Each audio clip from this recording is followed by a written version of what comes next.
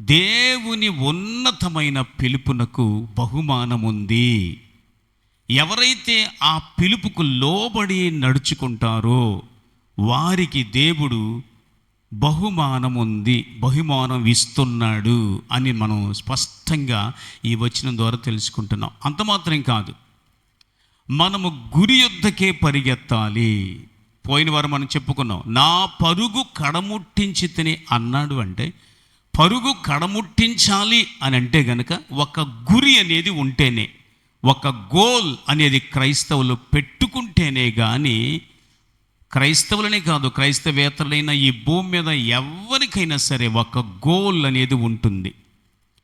ఆ గురిని గురిగా పెట్టుకొని దాన్ని రీచ్ అవ్వడానికి, దాన్ని చేరడానికి మనము ప్రయత్నం చేస్తాం.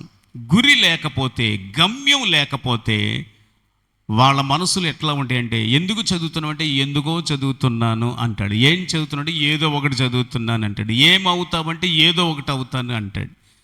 అతనికి ఏమీ గురి ఉండదు. క్రైస్తవులు కూడా గురి లేని క్రైస్తవులైతే గనక వారు బాప్తిసాలు తీసుకున్నా, ప్రతి ఆదివారం వస్తున్నా, వారు అన్ని కార్యక్రమాల్లో పాల్గొంటున్నా, గురి లేకపోతే ఆ జీవితం అంతా కూడా వ్యర్థమే. గురి యొద్దకే పరిగెత్తాలి. పోయిన వారం చెప్పుకున్నాం కదా, మన గురి ఏమిటంటే ఆయన ప్రత్యక్షము అయ్యే ఆ మహిమగల దినమున నేను ఆయనను కలుసుకోవాలి. ఒకవేళ మనకు మరణమే వచ్చినా ఆయనలో మరణించాలి. కలుసుకుంటే ఆయన కలుసుకోవాలి. మనం సజీవంగా ఉండగా వచ్చాడనుకోండి, ఆయన కలుసుకుంటాం. ఒకవేళ మనకు మరణమే ముందు వచ్చిందనుకోండి, ప్రభువులో మరణించాలి. ఇదే గురిగా పెట్టుకోవాలి. ప్రతి దేవుని బిడ్డ ఇలాంటి గురిని కలిగి ఉండాలి. సరే, గురి పెట్టుకున్న ప్రతివారు గురిని చేరతారా అంటే కుదరదు, అలా కూడా చేయలేరు. ఎందుకంటే రెండవ విషయం ఏంటంటే పట్టుదల అవసరమని బైబిల్ కూడా చెప్తుంది. పట్టుదల అవసరమని. అందుకే రోమాపత్రిక 12వ అధ్యాయంలో అపోస్తలుడైన పౌలు అంటున్నాడు, ప్రార్థన యందు పట్టుదల కలిగి ఉండుడి అని వ్రాయబడింది. ఎంతమందికి పట్టుదల ఉంటుంది? పట్టుదల ఉండాలి. ఎవరికైనా సరే, ఏ గోల్ కలిగిన వారికైనా, ఏ గురి కలిగిన వారికైనా సరే, పట్టుదల అనేది లేకపోతే గనుక, గురి ఒక ఉన్నతమైన గురి పెట్టుకున్నా కానీ పట్టుదల లేకపోతే దాన్ని చేరుకోలేరు. అందుకని బైబిల్ ఎంత స్పష్టమైన వాక్యం చెబుతుంది. రోమాపత్రిక 12వ అధ్యాయం ఒక్కసారి చూడండి. రోమాపత్రిక 12వ అధ్యాయం. నిరీక్షణ గలవారై సంతోషించుచు ప్రార్థనయందు పట్టుదల కలిగియుండుడి. ప్రార్థనయందు పట్టుదల కలిగి ఉండాలి అని దేవుని వాక్యం స్పష్టంగా చెబుతుంది. పట్టుదల లేని క్రైస్తవులు, మీరు అడగండి, మీరు ఏంటండి ఎందుకు వెళ్తున్నారు అంటే, యేసయ్య నిజమైన దేవుడు అండి, యేసయ్య త్వరగా వస్తాయని కలుసుకుందాము అని అనుకుంటారు, అని చెప్తారు ఎవరికైనా.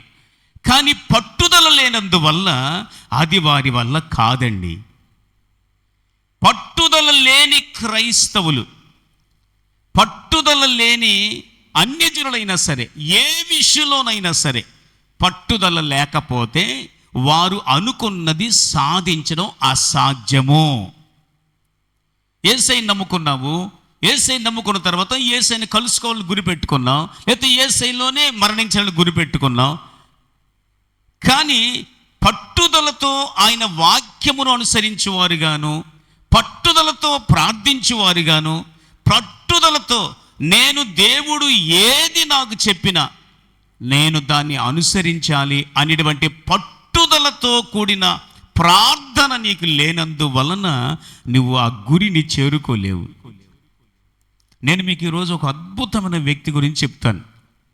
బైబిల్లోనే ఉన్నాడు, లోకల్గా మన ఈ ప్రపంచంలో కూడా ఒక టాప్ మోస్ట్ అధ్యక్షుడు అనమాట.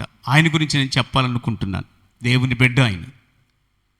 అయితే బైబిల్లో మనకు బాగా తెలిసిన ఒక వ్యక్తి యాకోబు గురించి బైబిల్ ఏం చెబుతుందో తెలుసా?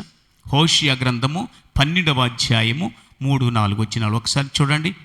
హోషియా గ్రంథము 12వ అధ్యాయం 3-4 వచనాలు.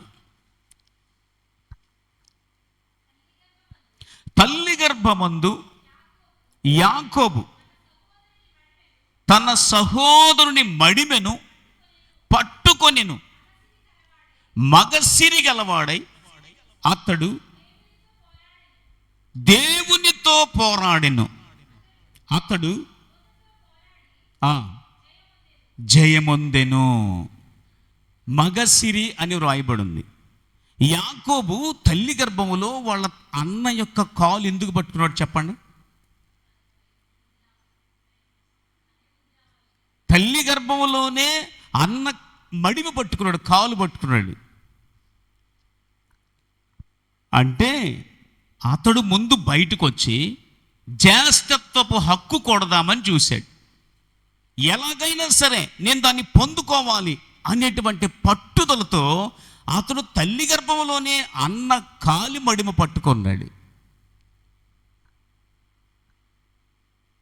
ఆ తరువాత ఆ గర్భములో అది సాధ్యం కాలేదు.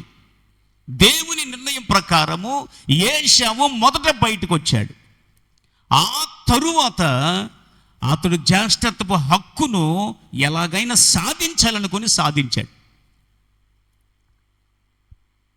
అతడు మగసిరి గలవాడై దేవునితో పోరాడి ప్రపంచమంతటికి ఆశీర్వాదంగా మారిపోయాడండి.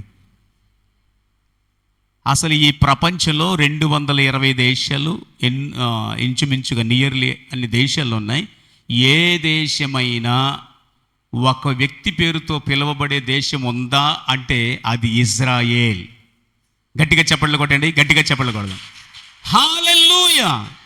ఇజ్రాయేల్ అది ఒక వ్యక్తి పేరు. ఆ వ్యక్తి యాకోబే. దేవుడు అతనికి ఇశ్రాయేల్ అని పేరు పెట్టాడు. అదే పేరుతో నేను కొన్నిసార్లు మనం ఈ గ్రామాలకు వెళ్తుంటాం కదా, అందులో వ్యక్తి పేర్లు పెట్టి కొన్ని వీధులు ఉంటాయి, కొన్ని వీధులు, కొన్ని స్ట్రీట్స్ అవి ఉంటాయి. ఒక దేశం మొత్తం ఒక వ్యక్తి పేరుతో పిలువబడుతుంది, ఇజ్రాయేల్ అని. అతడు ఎవరనుకుంటున్నారు? మగసిరి గలవాడై పోరాడి దేవునితో పోరాడి జయం పొందుకున్నాడు.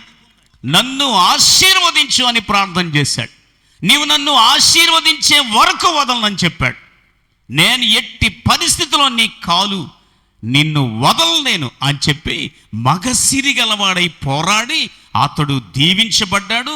అతని ద్వారా అతని సంతానం దీవించబడింది. అతని సంతానంలో యేసయ్య వచ్చాడు. యేసయ్య ద్వారా ప్రపంచమంతా దీవించబడింది. ఒక్కడు పోరాటం అన్నమాట. ఊరకనే ఆశీర్వాదాలు రావు. పోరాడి పట్టుదల కలిగిన వారుగా మనం ఉండాలి అని దేవుని వాక్యం ఎంత స్పష్టంగా చెప్తుంది.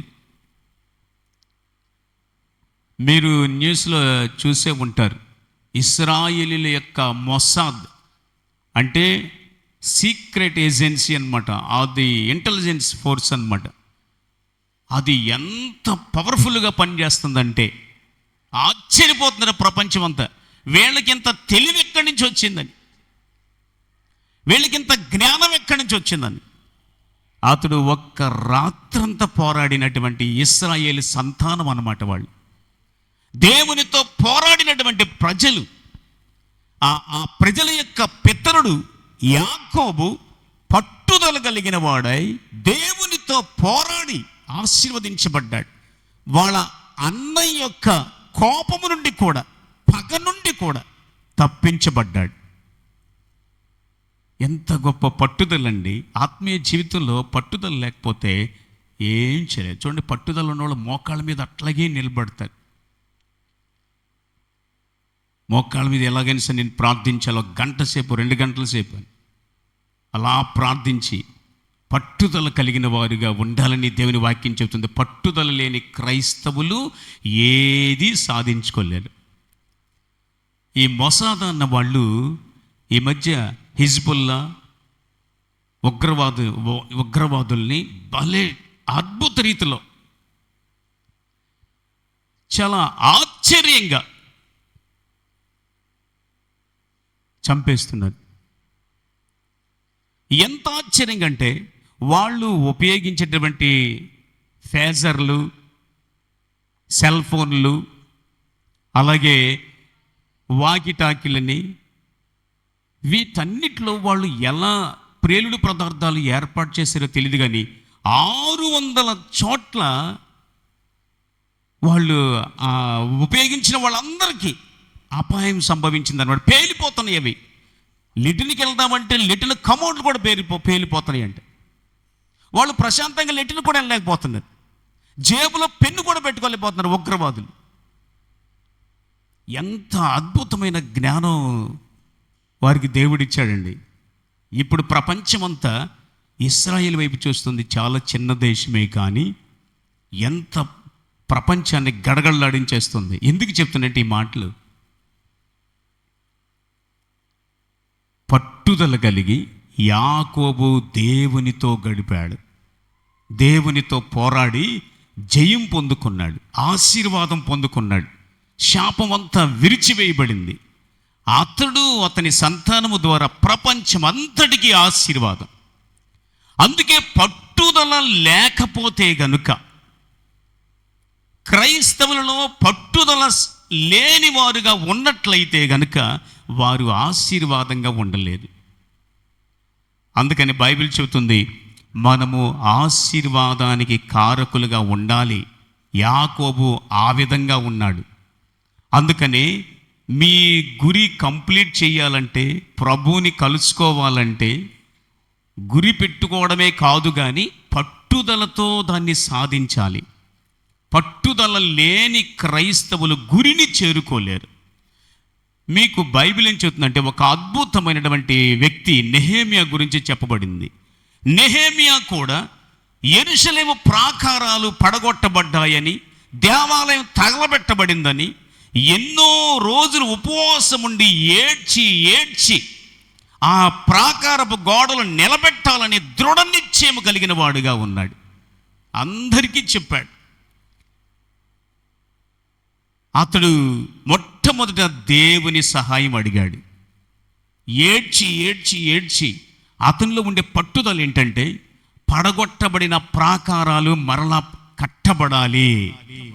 అక్కడ నిందలు బాధలు అనుభవిస్తున్నటువంటి నా ప్రజలు, నా జాతి ప్రజలు మరలా వారిని తలెత్తుకునేటట్టుగా చేయాలి అని చెప్పేసి దృఢ నిశ్చయముతో పట్టుదలతో ప్రార్థనలు చేసి విజ్ఞాపనలు చేసి అతడు సాధించాడు.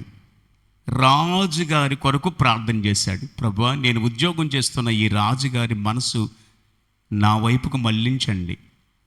నేను వెళుతున్నట్టుగా నేను వెళ్ళాలి, అతనికి చెప్పాలి. నేను అది చెప్పాలంటే రాజుగారే నన్ను అడగాలి, రాజుగారితో మాట్లాడే అవకాశం నాకు ఇవ్వండి అని ప్రార్థన చేస్తే, ఒకరోజు ద్రాక్షరసం గిన్నె అందించే సమయంలో రాజుగారు అంటున్నాడు, నెహెమ్యా ఎప్పుడు ఆనందంగా ఉండేవాడు కదా, ఎప్పుడు సంతోషంగా ఉండేవాడు కదా, ఈరోజు ఎందుకు నువ్వు ముఖం వికారంగా ఉందేంటి?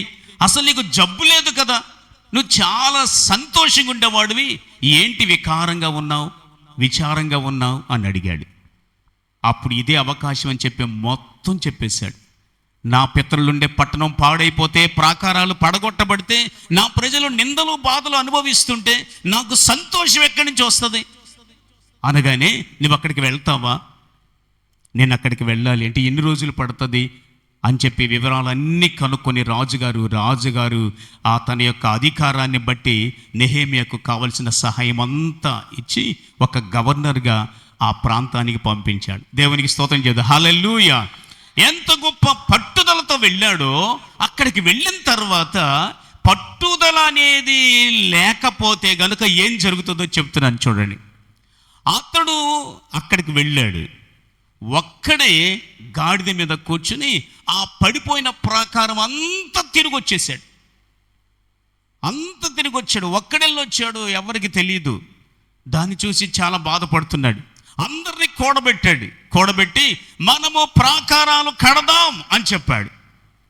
మన దేవుడు మనకు తోడుగా ఉంటాడు, నేను ప్రార్థన చేసినప్పుడు రాజుగారు కూడా నాకు సహాయం చేశాడు, కాబట్టి మనం కడదామనగానే అందరం కూడా మనము ప్రాకారాలు కట్టడానికి పూనుకొందాం పదండి అనుకున్నారు ఒకరినొకరు.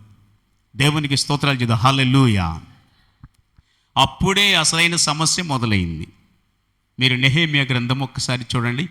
నెహెమ్యా గ్రంథం, అందరూ బైబిల్ తెరిచి చూడండి.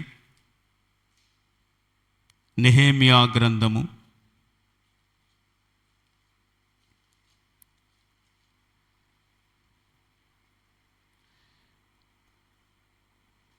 నెహెమ్యా గ్రంథము 17వ వచనం అంటున్నాడు, యెరూషలేము యొక్క ప్రాకారం మరలా కట్టుదము రండి అన్నాడు. 18వ వచనంలో, ఇదియుగాక నాకు సహాయం చేయి దేవుని కరుణహస్తమును గూర్చియు. నెహెమ్యా గ్రంథం 2వ అధ్యాయం 18వ వాక్యం చదువుతున్నాను. 2వ అధ్యాయం 18, అందరు నోట్ చేసుకోండి. ఇదియుగాక నాకు సహాయం చేయు దేవుని కరుణాహస్తమును గూర్చియు రాజు నాకు సెలవిచ్చిన మాటలన్నీ నేను వారితో చెప్పి తిని, అందుకు వారు మనము కట్టుటకు పూనుకొందము రండి అని చెప్పి ఈ మంచి కార్యము చేయుటకై బలము తెచ్చుకొనిరి.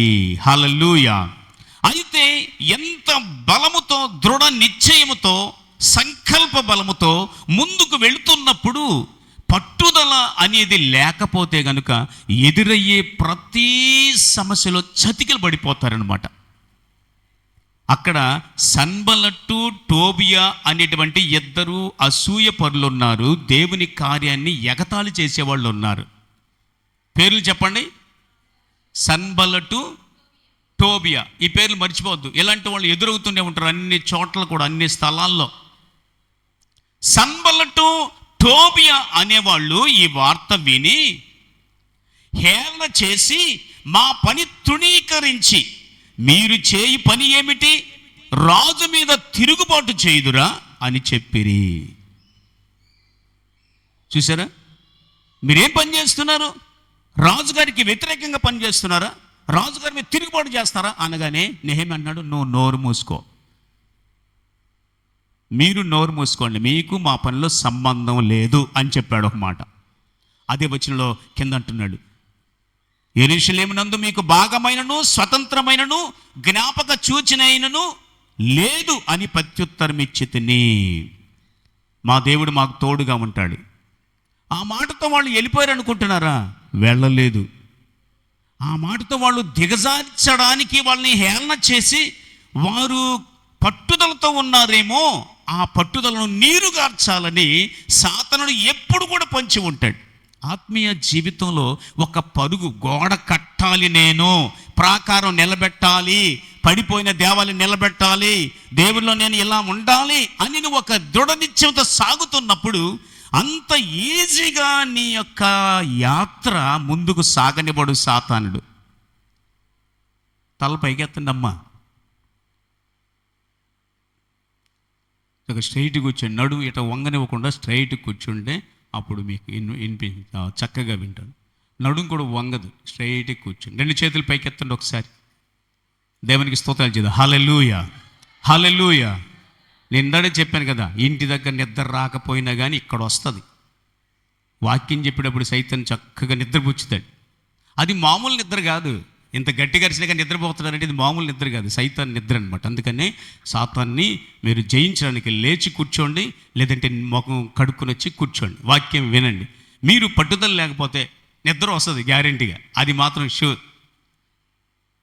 నేను ఎందుకు వచ్చాను, ఏమి నేర్చుకోవాలి నేను ఈరోజు, దేవుడు తన దాసుని ద్వారా ఏం మాట్లాడుతున్నాడు అనేటువంటి నిష్ఠతో వినకపోతే నిద్ర గ్యారెంటీకి వచ్చేస్తుంది.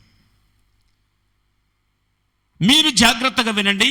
ఇప్పుడు ఈ సన్బలట్టు, టోబియా వాళ్ళు ఏమంటున్నారు తెలుసా? గోడ కడుతున్నారండి వీళ్ళు. గోడ కడుతుంటే దుర్బలులైన ఈ యూదులు ఏమి చేయుదురు, తమంతటా తామే ఈ పని ముగింతురా, అంటే వీళ్ళకి ఎవరు సహాయం అక్కర్లేదా, వీళ్ళు గోడ కట్టేస్తారంట వీళ్ళు. చూడండి, నెహెమ్యా గ్రంథం 4వ అధ్యాయంలో ఉంటుంది, ఇంటి దగ్గర బాగా చదవండి. నెహెమ్యా గ్రంథం 4వ అధ్యాయంలో నేను 2వ వచనం చదువుతున్నాను. బలు అర్పించి బలపరుచుకొందురా, ఒక దినమందే ముగింతురా, కాల్చబడిన చెత్తను, కుప్పలుగా పడిన రాళ్లను మరలా బలమైనవిగా చేయుదురా. ఓ ఎక్కడ పెడితే అక్కడ కాల్ చేశాడు నెబుకద్నెజరాజు. మొత్తం చెత్త చెత్తగా అయిపోయింది వీళ్ళ ప్రాంతం అంతా. మరలా వాళ్ళు దాన్ని బలపరుస్తారా? పడిపోయిన రాళ్ళు మరలా లేపి గోడ కట్టడం వీళ్ళ వల్ల అవుతుందా అని ఎగతాళి చేస్తున్నాడు. వారు ఇంకేమన్నారు తెలుసా?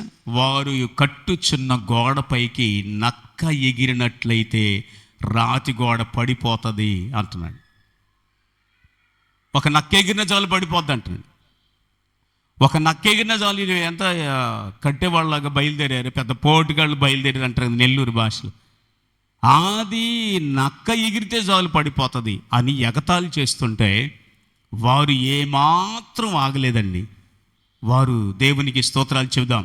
5వ వచనంలో వాళ్ళు అంటున్నారు, వారు కట్టుదలను బట్టి నీకు కోపం పుట్టించిండ్రి గనుక వారి దోషమును పరిహరింపకము, నీ ఎదుట వారి పాపమును తుడిచివేయకము, అయినను పని చేయుటకు జనులకు మనస్సు కలిగి ఉండెను గనుక మేము గోడను కట్టుచుంటుమి.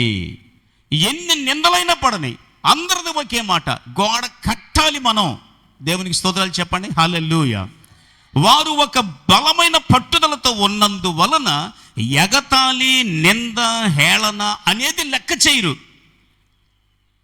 దేవునిలో సాగిపోతున్నప్పుడు ఒక క్రైస్తవుడిగా నీ యొక్క గురి ఏమిటి అంటే, నేను ప్రభువులో ఒక గొప్ప సాక్షిగా వాడబడాలి, ప్రభువుని కలుసుకోవాలి, నా యొక్క గురి అది అని నువ్వు సాగిపోతున్నప్పుడు నిన్ను ఎగతాళి చేసేవాళ్ళు, నిన్ను హేళన చేసేవాళ్ళు ఎంతోమంది బయలుదేరుతారు. కొంతమంది ఎవరో ఏదో అన్నారు అని చెప్పేసి మెదలకుండా దేవుని పని ఆపేసేవాళ్ళు కానీ, క్రైస్తవ యాత్ర ముగించేవాళ్ళు కానీ ఎందరో కనిపిస్తుంటారు, మనకు కోకొల్లలుగా కనిపిస్తుంటారు.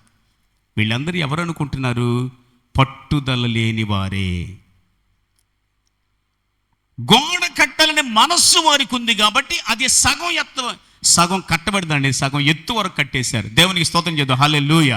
ఒక ప్రక్క వాళ్ళు వచ్చారు, సన్బలట్టు టోబియాలు వచ్చి, నక్క ఎగిరితే పడిపోద్ది మీరు కట్టే గోడ, ఏంటి అసలు మీరు రాజుగారికి వ్యతిరేకంగా పని చేస్తారని ఎన్ని మాటలన్నా కానీ పని జరుగుతూనే ఉందన్నమాట. పని జరుగుతూనే ఉంది. అంటే వీళ్ళు ఈ గోడ కట్టే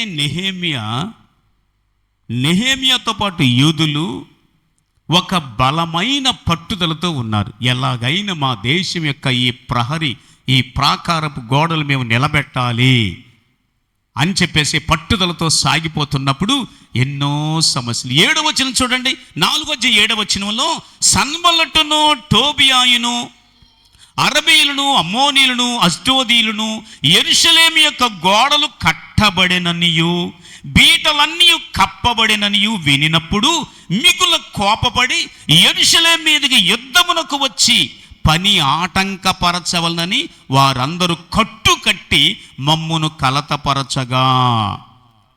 వీళ్ళు ఏకంగా కట్టేస్తున్నారు, వీళ్ళ దేవుని ప్రాంతాన్ని బాగు చేస్తున్నారు. గోడ సగం వరకు కట్టబడింది, ఎలాగైనా సరే వీళ్ళ పని ఆటంకపరచాలి అని చెప్పేసి యుద్ధానికి వచ్చేసారండి. యుద్ధానికి వచ్చినా కానీ వీళ్ళు ప్రార్థన చేశారు అని వ్రాయబడింది. చూడండి, మా దేవునికి ప్రార్థన చేసి వారి భయము చేత రాత్రింబగళ్ళు కావలి ఉంచితిమి. Day and night. కొంతమంది కాపలా ఉంటున్నారు, కొంతమంది పని చేస్తున్నారు. అంటే నేను ఎందుకు చెప్తున్నానంటే, ఒక క్రిస్టియానిటీ అనేది, ఒక క్రైస్తవ్యము అనేది ఎప్పుడైతే పట్టుదల లోపిస్తుందో, ఒక దేవుని బిడ్డకు ఎప్పుడైతే పట్టుదల ఉండదో, అప్పుడు ఆ వ్యక్తులు, ఆ కుటుంబాలు దేవుని కొరకు ఒక బలమైన పాత్రలుగా వాడబడలేరన్నమాట. చతికిలబడిపోయి ఇలా వచ్చేస్తున్న మాటలు మేమేం చేయగలము అని నీరసించిపోతారు. ఒక పక్క ప్రార్థన, ఒక పక్క పట్టుదలతో కూడిన ప్రార్థన, ఇది రెండు సాగిపోతున్నాయి అన్నమాట. అయితే వారందరూ యుద్ధం చేయడానికి వచ్చినా సరే దేవునికి ప్రార్థన చేశారు. మరలా కొద్దిగా ఆలస్యమైన తర్వాత కొంతమంది ఏమంటున్నారంటే, అయ్యా యోధావారు కొంతమంది వచ్చి బరువులు మోయు వారి బలము తగ్గిపోయెను. ఏమంటున్నారు? వచ్చి బరువులు మోసే వారి బలం తగ్గిపోయిందయ్యా. చదవండి, తర్వాత మాట చూడండి. ఉన్న చెత్త విస్తారము గోడ కట్టలేము. ఒకసారి తలపెగతండి. నెహెమ్యా ఎంత నీరసపడిపోతాడు చూడండి. నెహెమ్యా ఏమంటున్నాడు? ప్రజలు ఏమంటున్నారు? బరువులు మోసేవాళ్ళు ఏమంటున్నారు? అయ్యా బలం తగ్గిపోయింది, చెత్త చాలా ఉంది, మొయ్యడం కష్టం, గోడ కట్టలేము. ఏం మాట మాట్లాడొద్దు, అలాంటి మాటలు రానివద్దు. గోడ కడతాము, చెత్త ఎత్తేస్తాము, దేవుడు మనల్ని బలపరుస్తాడు అని చెప్పుకోవాలన్నమాట. పట్టుదలతో కూడినటువంటి క్రైస్తవ విశ్వాసులు మేమేమి చెయ్యలేము అనే మాట రాదు వారికి. తప్పకుండా గోడ కడతాము. దేవునికి స్తోత్రాలు చేద్దాం. హల్లెలూయా. మీరు కూడా మీ క్రైస్తవ జీవితాన్ని కట్టుకోవాలి, మీ కుటుంబ జీవితాన్ని కట్టుకోవాలి.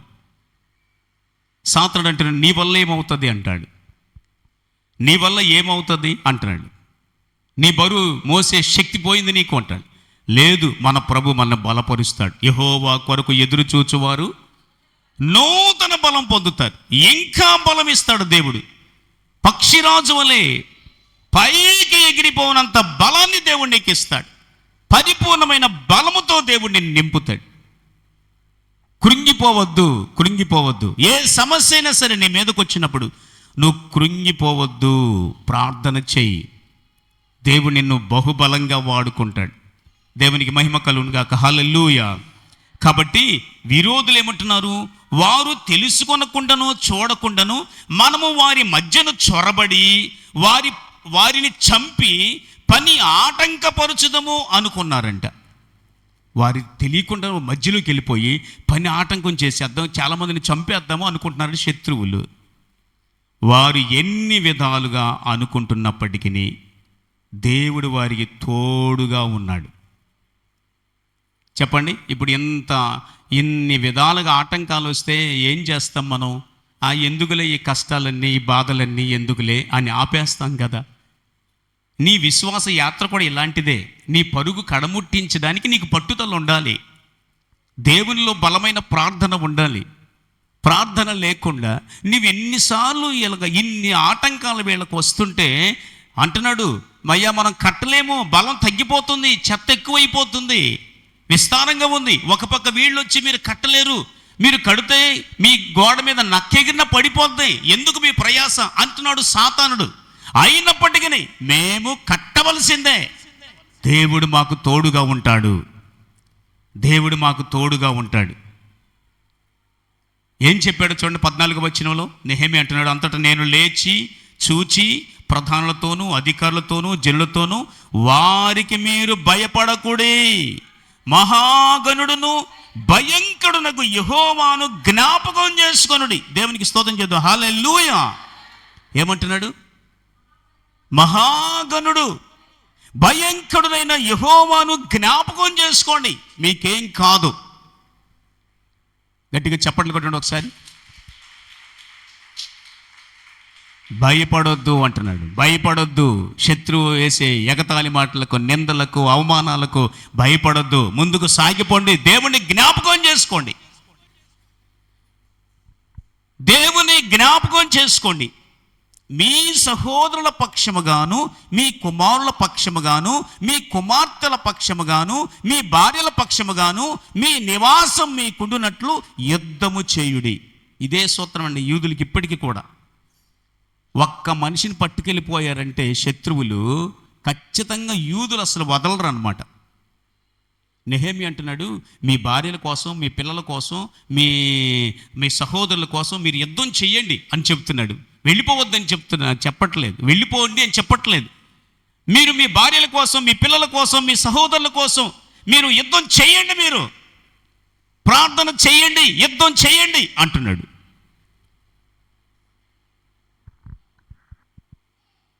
కాబట్టి వారికి భయమే లేదండి. గోడ ఎంతకి ముగించారా లేదా అనేది మీకు అనుమానం. ఈ పరిస్థితులు చూస్తుంటే ఒక గోడ ఆపేసినట్ట లేకపోతే ముగించినట్ట అని మిమ్మల్ని ప్రశ్నిస్తే ఇంకేం కడతారండి వాళ్ళు, ఇన్ని ఆటంకాలు, ఇన్ని పనులు. చూడండి దేవుని వాక్యం ఏం చెబుతుందంటే, గోడ కట్టువారు, బరువులు మోయేవారు, 17 వాక్యం, బరువులు ఎత్తువారును ఒక్కొక్కరు తన చేతితో పనిచేసి ఒక చేతితో ఆయుధం పట్టుకొని ఉండిరి. గట్టిగా చప్పట్లు కొట్టండి, గట్టిగా చెప్పండి.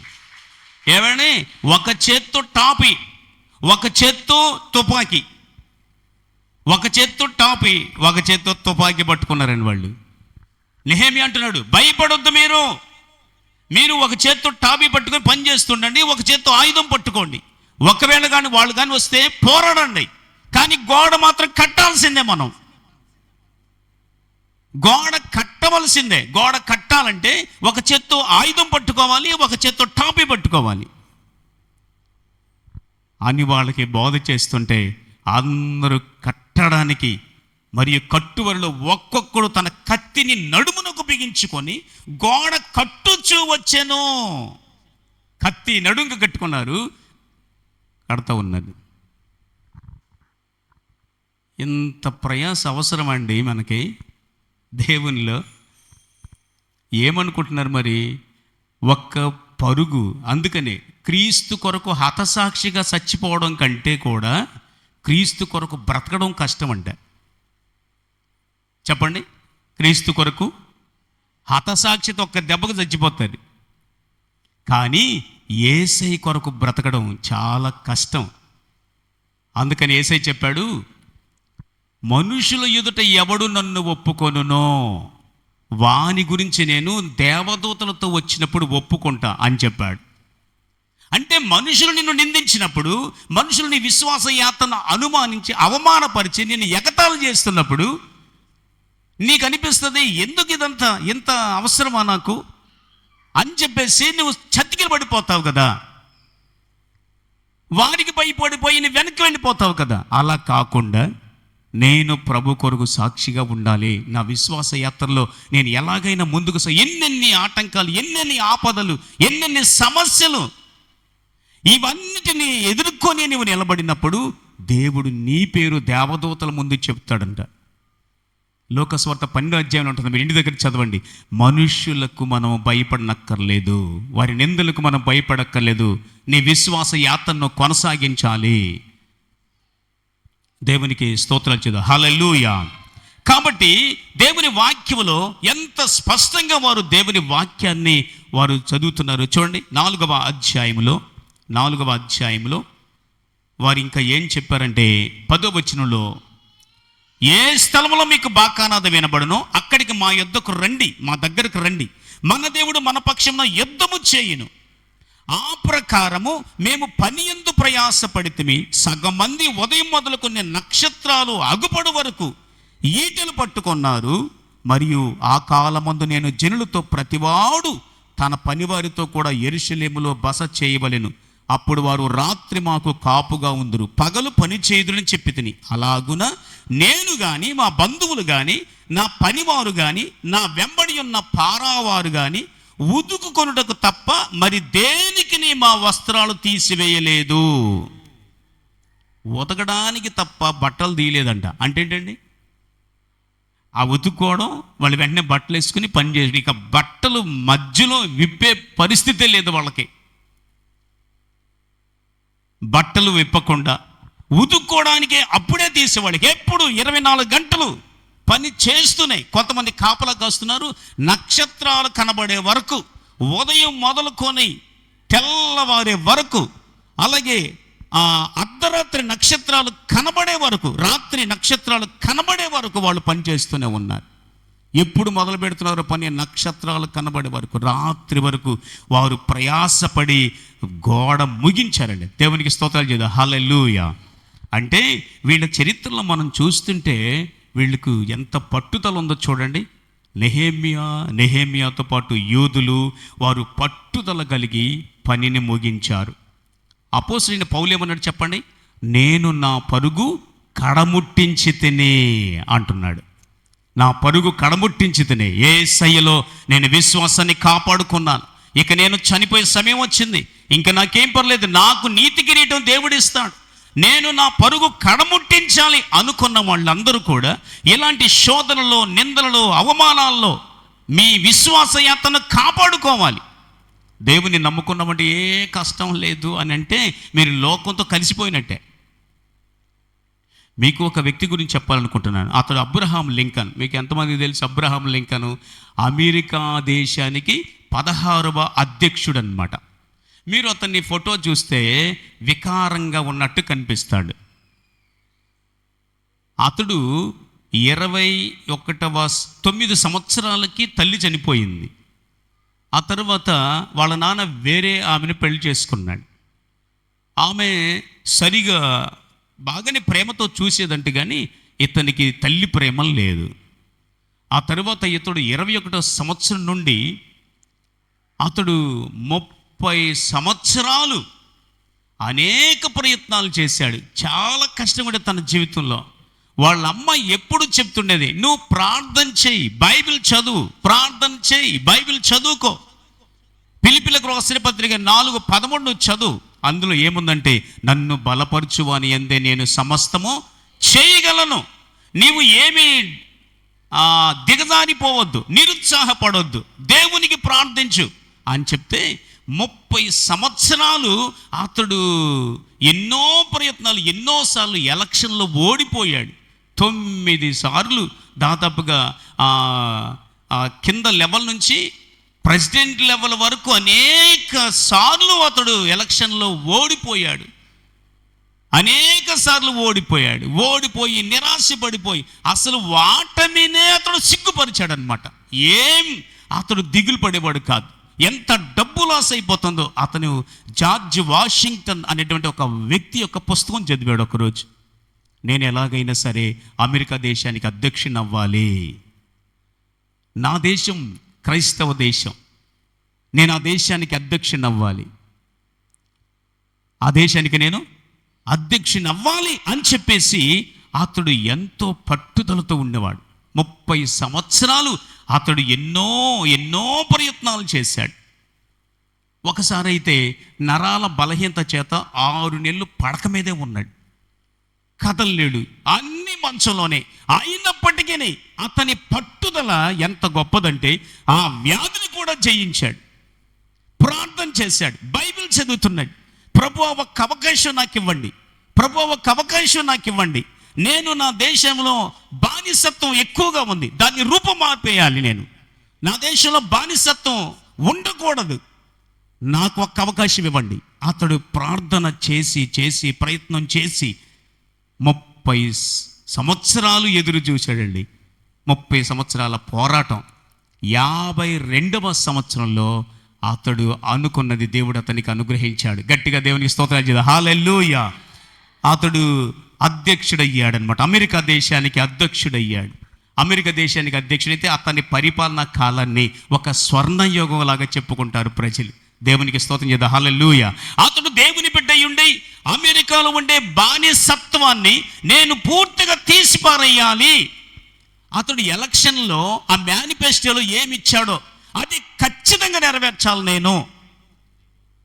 ప్రాముఖ్యంగా అతడు ఈ బానిసలకు నేను విడుదల ఇవ్వాలి అనేటువంటి దృఢ నిశ్చయంతో అతడు ఎలాగైనా నేను అమెరికాకి అధ్యక్షుని అవ్వాలి అని చెప్పేసి అతడు ఎప్పుడు కూడా ప్రార్థన చేస్తున్నాడు, ఎప్పుడు కూడా బైబిల్ చదువుతూనే ఉండేవాడు. వాళ్ళమ్మ అదే చెప్పింది, ఎన్నిసార్లు నువ్వు పడిపోయినా పర్వాలేదు, కానీ నువ్వు మాత్రం ప్రార్థన చేస్తూనే ఉండు, వాక్యం చదువుతూనే ఉండు అని చెప్పిందంట వాళ్ళమ్మ. అమెరికా దేశానికి అధ్యక్షుడయ్యాడు. దేవుడు అతనికి గొప్ప అవకాశం ఇచ్చాడు. అది 30 సంవత్సరాల పోరాటం అన్నమాట. 52వ సంవత్సరం 21 సంవత్సరంలో స్టార్ట్ చేశాడు. 21 సంవత్సరాలకు స్టార్ట్ చేసి 52వ సంవత్సరంలో అతడు గొప్ప విజయంతో అతడు అధ్యక్షుడిగా దేవుడు అతనికి అవకాశం ఇచ్చాడు. నా ప్రియమైన దేవుని పిల్లలారా, మీరు దేవుని సన్నిధిలో పట్టుదల అనేది లేకపోతే మీరు గోల్ పెట్టుకున్నా కానీ దాన్ని చేరలేరు. అందుకే బైబిల్ చెప్తుంది, ప్రార్థన యందు పట్టుదల కలిగి ఉండుడి. నిద్రపోయే వాళ్ళందరూ దేవునికి స్తోత్రం చెప్పండి. హల్లెలూయా. మన చర్చిలో నిద్రపోయినా కానీ చెవులు పనిచేస్తుంది, రెండు కూడా. దేవునికి స్తోత్రం చెప్పండి ఒకసారి. హల్లెలూయా. మీరు నెహెమ్యా గురించి విన్నారు. నెహెమ్యా తనతో పాటు ఉన్న వారితో ఏం చెప్పాడు? మీరు భయపడొద్దు, దేవుని జ్ఞాపకం చేసుకుని గోడ కట్టండి. ఏం భయపడొద్దు, మీరు కృంగిపోవద్దు. మీ ఆత్మీయ జీవితంలో, అలాగే మీ కుటుంబ జీవితంలో, మీకు ఎదురయ్యే శ్రమల్లో, కష్టాల్లో, శోధనలో ఏ మాత్రం నిరాశ పడవద్దు. దేవుణ్ణి జ్ఞాపకం చేసుకోండి. అందుకని మీరు యేసు వైపు చూచి గురి యొద్దకే వెళ్ళండి అని, యేసు వైపే చూడండి అని చెప్తుంది వాక్యం. చెప్పండి, ఎవరి వైపు చూడాలి? యేసు వైపే చూడాలండి. యేసు వైపే చూడాలి. యేసు వైపు చూచినప్పుడు కింద నీళ్లున్నాయి అనే సంగతి కూడా మర్చిపోయాడు పేతురు. యేసయ్య ముఖం చూసినప్పుడు అతను నీళ్ల మీద, తారు రోడ్డు మీద నడిచినట్టు నడిచేశాడు. యేసయ్య వైపు చూస్తే ఎంత గొప్ప ఆ సమస్యలోనైనా మనం ముందుకు వెళ్ళిపోతుంటాం. అందుకే మీరు ఆయన సన్నిధిలో పట్టుదల కలిగి దేవుణ్ణి వెంబడించండి అని దేవుని వాక్యం చెబుతుంది. చెప్పండి, మన పరుగు కడముట్టించాలంటే ఏముండాలి చెప్పండి? ఏముండాలి? పట్టుదల కలిగి మనము దేవునిలో ముందుకు సాగిపోకపోతే నీవు నీ జీవితంలో అందు కూడా వెనక్కి జారిపోయి, వెనక్కి వెళ్ళిపోయి చతికిలు పడిపోతావు. అందుకే పౌలు 2 పేర్లు చెప్పాడు. దేమ అనే వ్యక్తి గురించి చెప్పాడు. దేమ ఇహలోక స్నేహమును కోరి అతడు నా నుండి బయటికి వెళ్ళిపోయాడు అని చెప్పాడు. అతడు బయటికి వెళ్ళిపోయాడని చెప్పాడు. అతడు దేవునితో సంబంధాన్ని తెంచేసుకున్నాడు. అతడు వెనక్కి వెళ్ళిపోయాడు. పాపం విశ్వాస యాత్రలో కొంతమంది వాడబ్రద్దలైపోయిన వారి వలె అయిపోయాడండి. కొంతమంది వాడబ్రద్దలైపోయిన వారిలాగా వారి విశ్వాస యాత్ర పగిలిపోయిందనమాట. దేవుల్లో చాలామంది అలా ముందుకు వస్తుంటారు, కానీ పగిలిపోయిన వారుగా అయిపోతుంటారు. ఎందుకంటే వారి జీవితంలో పెద్ద సమస్య వచ్చినప్పటికీ దేవుని నామములో, దేవుని సన్నిధిలో వారు పట్టుదల కలిగి ప్రార్థించేవారుగా కనబడనందువలన వాళ్ళు అనేక సమస్యలు బ్రద్దలైపోయిన వారి వల్లే ఉంటారు. బైబిల్లో అన్న కూడా ఎంతో ప్రార్థన చేసింది. ఒక కుమారుని కొరకు ప్రార్థించి తర్వాత దైవ సేవకుని దగ్గరికి వెళ్ళి ఏమంటుందంటే, ఈ కుమారుని కోసమే నేను ప్రార్థన చేశాను అంటుంది. ఈ కుమారుడు కోసమే నేను ప్రార్థన చేశాను, ఇలా ఉండాలని నేను ప్రార్థన చేశాను, నేను ప్రార్థించినట్టుగా ఈ కొడుకునే దేవుడు నాకు ఇచ్చాడు. పట్టుదలతో కూడిన ప్రార్థన లేకపోయిన వారందరూ కూడా బ్రద్దలైపోయిన వారిలాగా మధ్యలోనే మునిగిపోతారు, మధ్యలోనే పగిలిపోతారు. అందుకని క్రైస్తవులారా, దేవుని పిల్లలారా, దేవుని బిడ్డలారా, మీరు విశ్వాస యాత్రలో పట్టుదల కలిగి దేవుణ్ణి వెంబడించండి. పట్టుదలతో ప్రార్థించండి. నిందలు, అవమానాలు, శోధనలు, రోగాలు, బలహీనతలు ఎన్ని వచ్చినప్పటికీ పట్టుదలతో ముందుకు సాగిపోండి. ప్రభు సన్నిధిలో దేవుడు మిమ్మల్ని ఈరోజు హెచ్చరిక చేస్తున్నాడు. అందుకనే ఎంత ప్రయాసపడి నెహెమ్యా పని ప్రారంభించాడు, ప్రభువుని బట్టి ముగించేశాడు అనమాట. ఎన్ని నిందలు వచ్చినా, అవమానాలు వచ్చినా, ఎగతాలు చేసిన అతడు తన పనిని అద్భుత రీతిలో ముగించేశాడు. మీరు కూడా మీ విశ్వాస యాత్రను ముగించే వరకు ప్రభులో పట్టుదలతో సాగిపోండి. పట్టుదలతో కూడిన ప్రార్థనలు చేసినప్పుడే దేవునిలో నువ్వు బలమైన సాక్షిగా ఎదుగుతావు. లేదంటే నీవు కూడా ఫిలిప్పీలకు రాసిన పత్రిక ఒక్కసారి చూడండి. ఫిలిప్పీలకు రాసిన పత్రికలో, ఫిలిప్పీలకు రాసిన పత్రిక